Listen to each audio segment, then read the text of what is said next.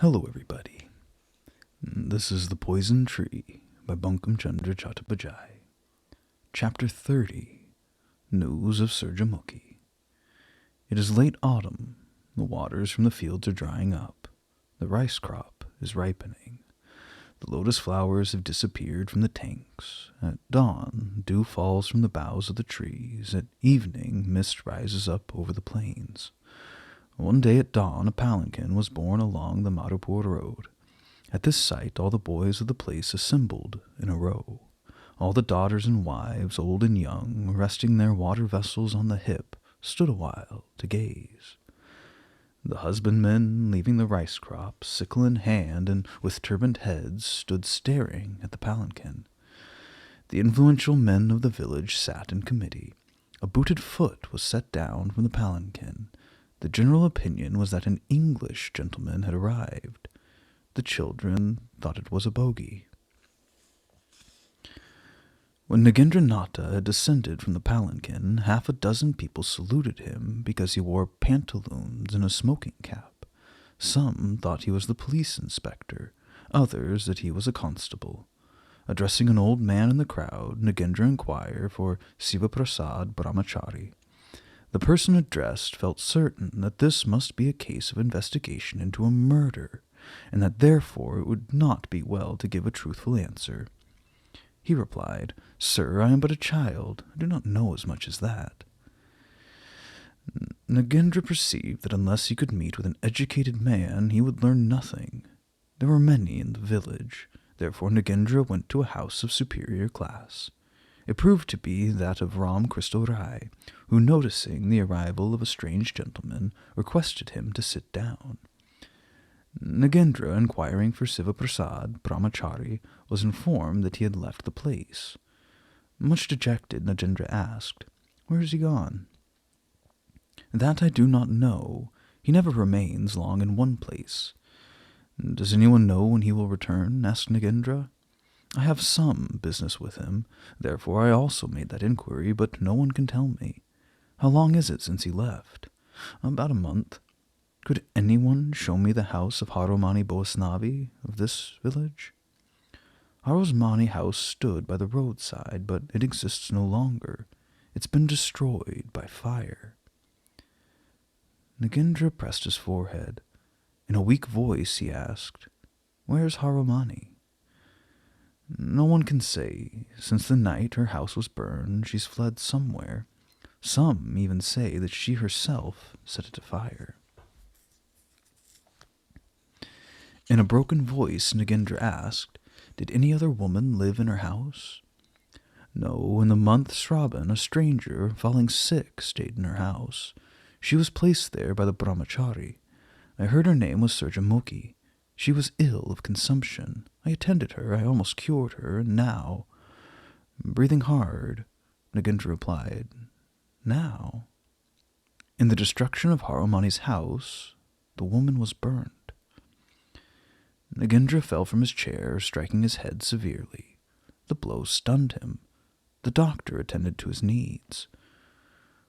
Who would live in a world so full of sorrow? The poison tree grows in everyone's court. Who would love to have one's heart torn to pieces?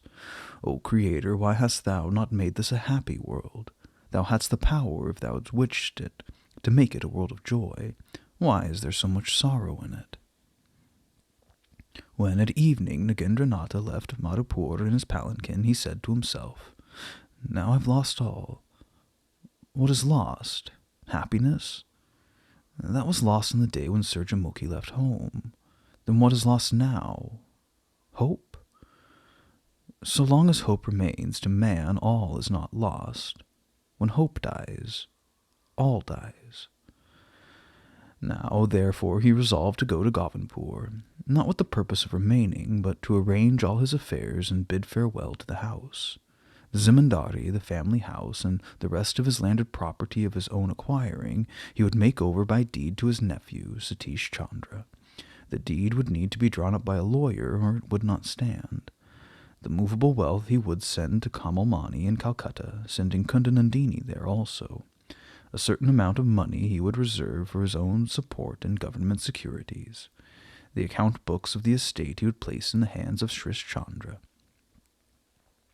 He would not give Surja Mukhi's ornaments to his sister, but would keep them beside him wherever he went, and when his time came, would die looking at them. After completing the needful arrangements, he would leave home, revisit the spot where Surja Mukhi had died, and then resume his wandering life.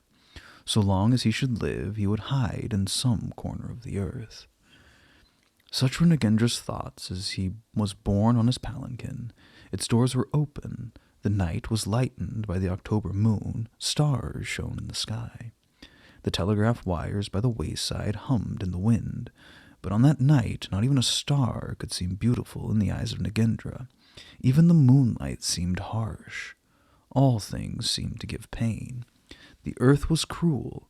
Why should everything that seemed beautiful in days of happiness seem today so ugly?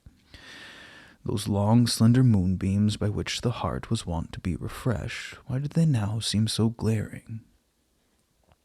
The sky is today as blue, the clouds as white, the stars as bright, the wind as playful, the animal creation as ever rove at will.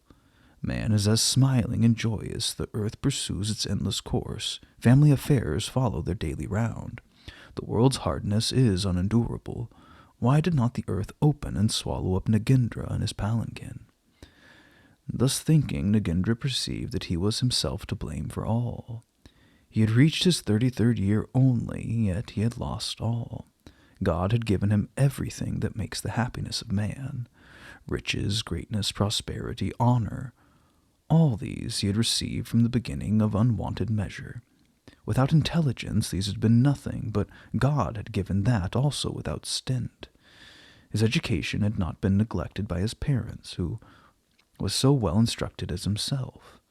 Beauty, strength, health, lovableness. These also nature had given to him with liberal hand. That gift, which is priceless in the world, a loving, faithful wife, even this had been granted to him. Who on this earth had possessed more of the elements of happiness? Who was there on earth today more wretched? If by giving up everything, riches, honor, beauty, youth, learning, intelligence, he could have changed conditions with one of his palanquin bearers, he would have considered it a heavenly happiness. Yet why a bearer, thought he? Is there a prisoner in the gaols of this country who is not more happy than I, not more holy than I? They've slain others. I have slain Surja Mukhi. If I had ruled my passions, would she have been brought to die such a death in a strange place? I am her murderer. What slayer of father, mother, or son is a greater sinner than I? Was Surja Mukhi my only wife? She was my all. In relation a wife, in friendship a brother, in care a sister, abounding in hospitality, in love a mother, in devotion a daughter, in pleasure a friend, in counsel a teacher, and in attendance a servant. My Surja Mukhi, who else possesses such a wife? A helper in domestic affairs, a fortune in the house, a religion in the heart, an ornament round the neck, the pupil of my eyes, the blood of my heart, the life of my body, the smile of my happiness, my comfort in dejection, the enlightener of my mind, the spur in my work, the light of my eyes, the music of my ears, the breath of my life, the world to my touch. My present delight, the memory of my past, the hope of my future, my salvation in the next world. I am a swine. How should I recognize a pearl? Suddenly it occurred to him that he was being borne in a palanquin at his ease, while Surja Mukhi had worn herself out by traveling on foot. At this thought, Nagendra leapt from the palanquin and proceeded on foot, his bearers carrying the empty vehicle in the rear. When he reached the bazaar where he had arrived in the morning, he dismissed the men with their palanquin, resolving to finish his journey on foot. I will devote my life to expiating the death of Surja Mukhi. What expiation? All the joys of which Surja Mukhi was deprived in leaving her home I will henceforth give up. Wealth, servants, friends, none of these will I retain. I will subject myself to all the suffering she endured. From the day I leave Govinpur I will go on foot, live upon rice, sleep beneath a tree or in a hut. What further expiation? Whenever I see a helpless woman, I will serve her to the utmost of my power. Of the wealth I reserve to myself, I will take only enough to sustain life. The rest I will devote to the service of helpless women. Even of that portion of my wealth that I give to Satish, I will direct that half of it shall be devoted during my life to the support of destitute women. Expiation. Sin may be expiated. Sorrow cannot be. The only expiation for sorrow is death. In dying, sorrow leaves you. Why do I not seek that expiation? Then, covering his face with his hands and remembering his Creator, Nagendranatha put from him the desire to seek death.